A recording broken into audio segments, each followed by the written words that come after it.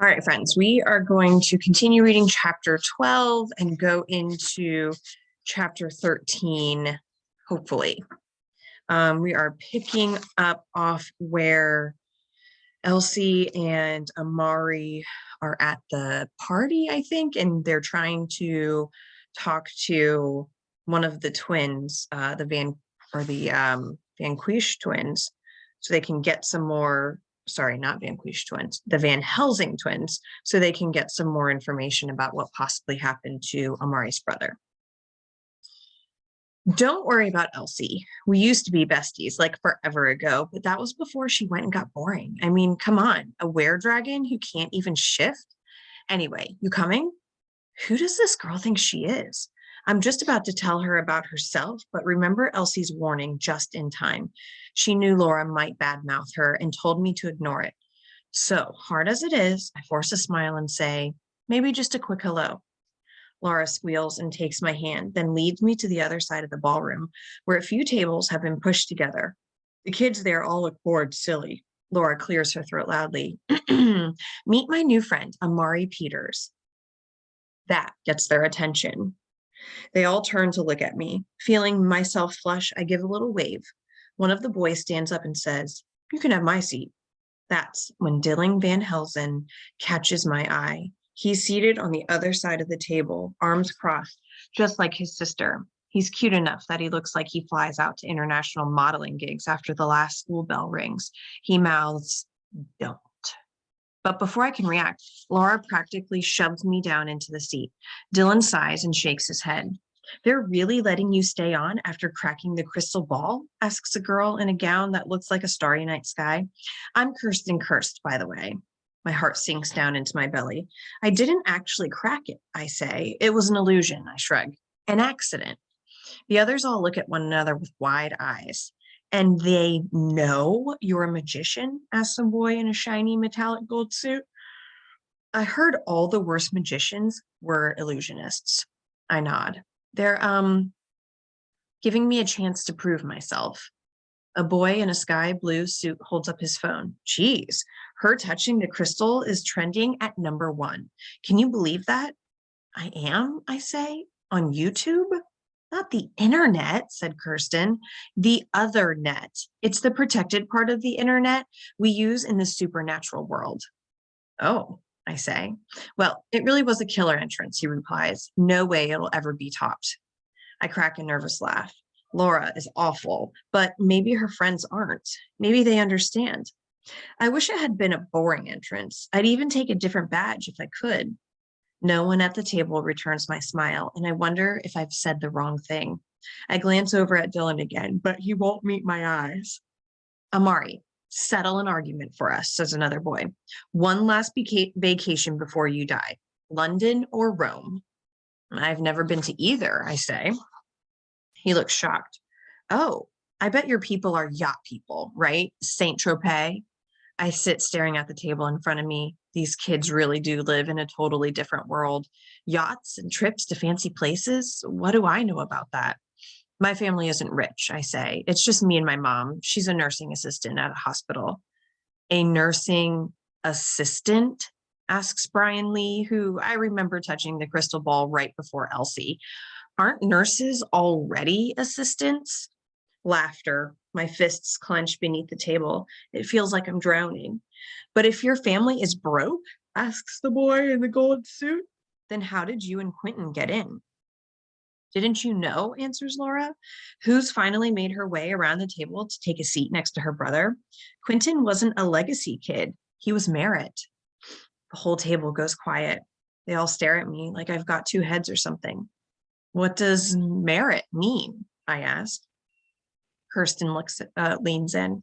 It means your brother got in for doing something noteworthy, like saving a family from a burning house or acing one of the national exams. Most kids at the Bureau get in because they have a family member who nominated them.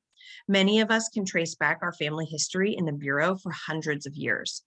The Van Helsings founded the Bureau, Laura adds matter-of-factly. Merits are basically what the Bureau does to fill any leftover seats once the legacy nominations have all been sent out, says Kirsten. Well, says Laura, I don't mind as long as they know their place. What's that supposed to mean? I asked. It means they shouldn't set their sights too high, says Kirsten. They should just take an unimportant specialty and be grateful. Laura rolls her eyes. But you know they won't. They'll all try out for junior agent anyway. So what if Quentin was Merritt? I say. My brother was one of the best agents there's ever been. Even a broken clock is right twice a day. Laura cocks her head to one side. My father tells us about it every year. Merit kids who go out for fancy specialties only to fail the tryout and get sent home without a scholarship. And let's be real, they're the ones who really need the scholarships. You can only trust your best, I say. Why shouldn't they choose something that really interests them? Did you read that off a poster? Laura covers her mouth dramatically. Wait, don't tell me. You signed up for junior agent. I mean, technically, you're a legacy kid, but barely. What if I did? Laura huffs, and I see it. That same I'm better than you attitude flashes in her eyes that I used to see in Emily Grant's. Please, do you really think lightning is going to strike twice? I mean, one ghetto kid stumbling into fame is rare enough, don't you think? She leans closer, lowering her voice so that she's practically growling at me. Face it.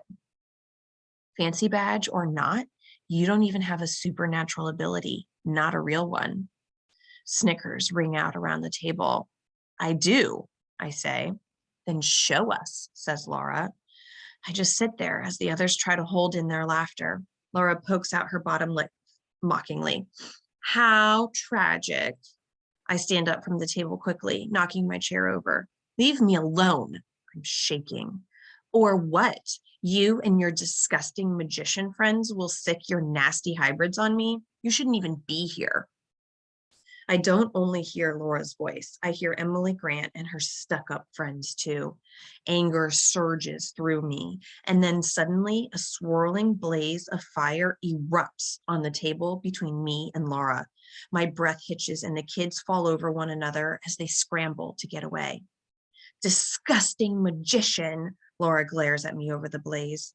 That's when I feel two hands steer me away from the table. Hey, I say in protest, but it's just Elsie. She's a lot stronger than she looks. I glance over my shoulder to see my fire fade away without a single burn mark anywhere. Thank goodness. Elsie doesn't let me go until we're back on the other side of the ballroom.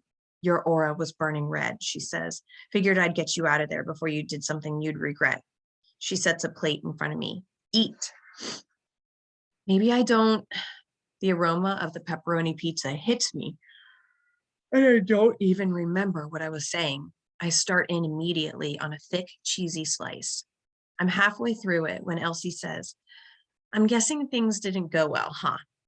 I groan. I don't think Laura ever wanted to talk about Quentin and Maria. She just wanted to get me in front of her stupid friends to make fun of me. Elsie winces. Sounds like Laura. I thought with how much she looked up to Maria, she might want to help us. She shakes her head. She wasn't always like that. When we were younger, back before she cared about being a Van Helsing, she used to be really nice. Well, that Laura is long gone. Elsie nods. Once I finish my plate, sorry, excuse me. I pull out my new cell phone and set it in front of Elsie. Can you show me how to access the other net? I want to be able to check social media. Do you really think that's a good idea? Asks Elsie. The supernatural world isn't much nicer than the known world. I know, I say. I just want to show everyone the real me. Can you do it for me? Okay, but you've got to promise me something in return. Deal, I say. Elsie not only downloads the app that lets me access the other net, she even creates a profile for me on, oh gosh, this is the strangest word I've ever seen. Flimlithim, the leading social media site in the supernatural world. How do you even pronounce that? I ask. You don't, she replies. Humans don't have enough tongues. I guess that's why I couldn't pronounce it. Oh, okay then. Elsie's request is that I go with her to the aerial dance floor. She swears it'll lift my spirits. And even though I don't ask, she can't wait to tell me how it works. It's basically a mini tornado, but it's controlled so it isn't dangerous. Even down here on the ground, I can feel the wind on my face. Kids whip around in fast circles, high into the air and back down again. Okay, the next time a spot opens up, we're jumping in, says Elsie. I'm a little nervous, but with the way this whole day has gone, I just want to do something fun. And Elsie is so excited, it's hard for me to not feel it too. She nods along to the music, and next thing I know, so do I. Elsie and I are next in line. Ready? She asks. A hand lands on my shoulder. I turn to discover it's Dylan Van Helsing. I shrug it off, instantly annoyed. Can't you guys take a hint? He raises both hands in surrender. Not me. My father wants to talk to you. What does your dad want? I asked Dylan as I follow him across the ballroom. Laura could have run off to tell her dad about my fire illusion. I'm sorry. What if he thinks I'm out of control? The chief made it clear that I'm on a short leash. Dylan shrugs. No clue. My heart is beating so fast, but not so fast that I don't realize I've got another chance at a Van Helsing twin. Well, can you at least tell me if you know anything about what happened to my brother and your sister? My dad said that he'd let us know as soon as they learned something, he grumbles. That was 6 months ago. I shake my head. Another dead end. Dylan stops to look at me, but I've done my own snooping around and managed to find out a few things on my own. Tell me. He gives me a questioning look. Why should I? Because it's not just your sister that's missing, it's my brother too. You should understand how I feel, please. I only hope he isn't as awful as his sister. Dylan frowns. For a moment, it seems like he won't answer, but then he says, fine, but over there. He points to an empty section of the ballroom. Once we're there, he says, the Bureau knows who took Quentin and Maria. They have for months now. Really? Who was it? Dylan dropped his voice even lower. It was one of Moreau's people. A couple months after Van Cleesh went missing, a letter arrived at the Bureau offering a trade. It said that if the Bureau refused, then no one would be safe. It was signed Moreau's loyal apprentice. My breath catches. Does that mean Quentin and Maria are alive? That they're okay? I hope so, says Dylan. If the letter was from Moreau's apprentice, then maybe Quentin and Maria were taken so they could be traded for Moreau's freedom. What did the Bureau do about the letter? Doesn't seem like they did anything, Dylan says angrily, and there have been hybrid attacks ever since. Hybrids? My brain tries to process what I just heard. The magician who's been attacking the Bureau is the same person who took my brother? I can't believe Director Van Helsing accused me of being that magician. Did he really think I'd kidnap my own brother? Wait, so the Bureau just ignored the letter? As far as I can tell, he looks me right in the eyes. Don't tell anyone what I just said. If you know what's good for you, it's supposed to be top secret, classified. I nod. I won't say a thing. Dylan nods and says, come on, my dad is over there with other chaperones. Hey, wait a sec. So, Elsie and I are doing our own investigating too. Maybe we could all work together. He shrugs. Maybe. Then he turns and heads over towards his dad. Maybe, I think, following. Director Van Helsing breaks off from a group of adults once we get close. I saw you two head off by yourselves, he says. What was that about? Sorry, Dylan said with a smirk. I was just telling Amari that she should never leave the investigating to those with actual experience. I glare at him. Why put me on blast like that, especially in front of his dad? Director Van Helsing narrows his eyes. I see. Did you need anything else? Dylan asks. No, that's all, son, says Director Van Helsing. Dylan walks off and suddenly it's just me and Director Van Helsing. I just know I'm in trouble. I can't even meet his eyes. Director Van Helsing pulls out my card. You've only written junior agent here. That's what I want to do, I say, trying to sound confident. He sighs. You want to follow in your brother's footsteps. That's understandable. That's not the reason, I interrupt. I want to find out what happened to my brother. Everything there is to know about Quentin is in the Department of Supernatural Investigations. And the only way I can be there is to become a junior agent. Even though he's trying to look calm, I can tell he's annoyed. Whatever, the reason. You are clearly underestimating just how difficult it is to earn a position as junior agent. It's not only the most competitive specialty here, but you'll be competing with students from long-standing legacy families who have known about the supernatural world their whole lives. Children with the means to visit the places you'll only have read about, private tutors and the like. You're at a tremendous disadvantage. Maybe my chances aren't great, I say, but Quentin had the same disadvantage and he was able to make junior agent. Your brother's supernatural ability was quite literally super genius aptitude, meaning he's really smart. We could show him nearly anything once and he'd learn it, just like that. He's the exception, not the rule, Amari. I feel my shoulders droop. But it's still my choice, right? Well, of course. I just want you to be realistic. It may not be fair, but our job is to choose the trainees who will make the best agents. My badge shows I've got as much potential as anyone, I say. Van Helsing blows out a long breath. Understand that you don't get to come back next summer and try again like the other children. You are a magician, a criminal, and should you fail to prove you belong here, the chief will have no choice but to implement my suggestion to take your memories and send you home to be monitored. Trainees and have until the first tryout to transfer into a different specialty. After that, you're on your own. There's never been a Moonstone Badge recipient who failed a tryout. But then perhaps your being a magician is the only thing special about you. He turns to leave, but stops himself.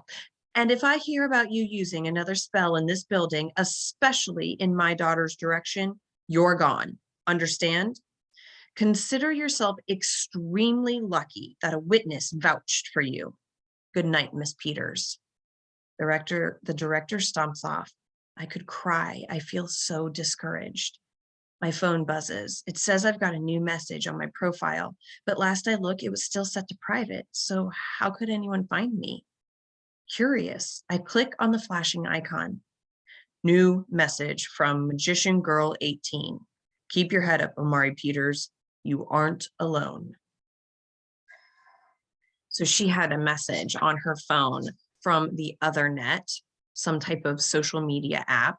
And the person whose screen name is Magician Girl 18 says, keep your head up, Amari Peters, you aren't alone. So it seems like someone just saw what happened and now they're sending her a message. I'm going to stop there because it's 10:12 and I keep yawning. I'm so sorry. I will post more sometime this week. Okay. Bye, friends.